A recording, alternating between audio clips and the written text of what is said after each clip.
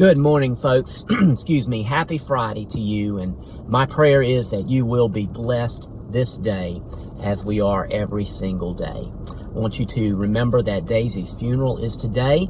It is at 2 p.m. at Wright's Funeral Home in Bassett with visitation at 1 p.m., funeral at 2 p.m. So be in prayer for that, and hope to see you there, church family. And be in prayer for that. Be in prayer that Patricia and her family will be comforted by God, and just be in prayer that we will praise God, give Him the glory in Daisy's honor, because she is with Him right now. She is no longer ill, no longer sick, fully healed and victorious.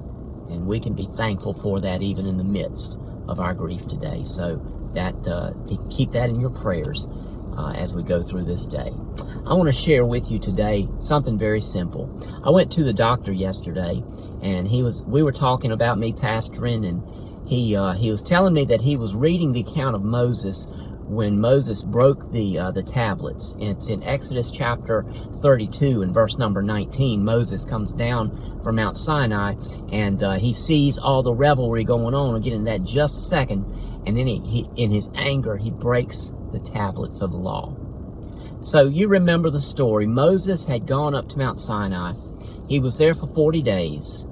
And in those 40 days, God gave Moses the law. He gave Moses what we know as the Ten Commandments.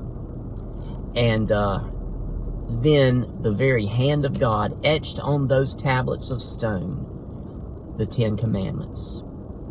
So, in the meantime, Aaron and the Israelites had gotten impatient. Do you ever get impatient? I got to admit, I do too sometimes.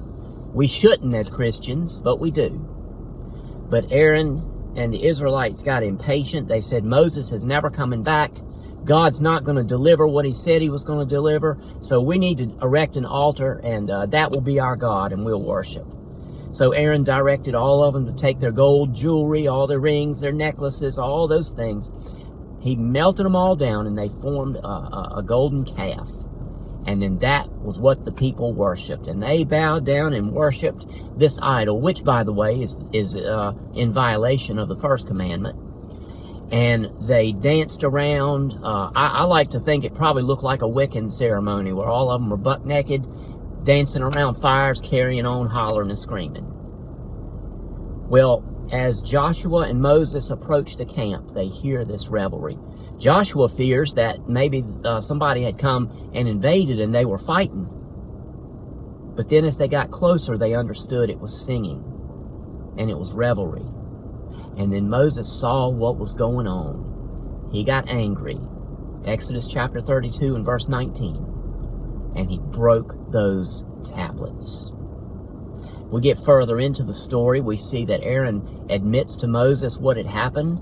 You were gone so long, everybody got impatient, so we figured it was time that we have a new God we will make to worship. And Moses, in his anger, directed that they pound that golden calf into powder and drink of it. What am I talking about here? I'm talking about patience. Now, my prayer is that our impatience doesn't lead to a sentence like that. But really, we need to work on our patience, Christian. Paul reminds us in Galatians that one of the fruits of the Spirit is long-suffering. What does that mean? It means patience. God's clock is not our clock. God is going to answer our prayers. God is going to keep His promises, and we need to trust in that, no matter how long it takes for God to keep His promises. We need to rest on that right there. Yet, does it get discouraging? Yes, it does. Does it get frustrating? You bet it does. But we need to place our trust in God, knowing that He's going to fulfill His promises in His time. Absolutely. Sometimes God answers your prayer the minute you pray it. Then sometimes God provides His promises a little bit later than what you think they should be. But always remember, God has your best interests in heart. So be patient, Christian. It is a fruit of the Spirit. Love you, folks, and I'll talk to you a little bit later. God bless you.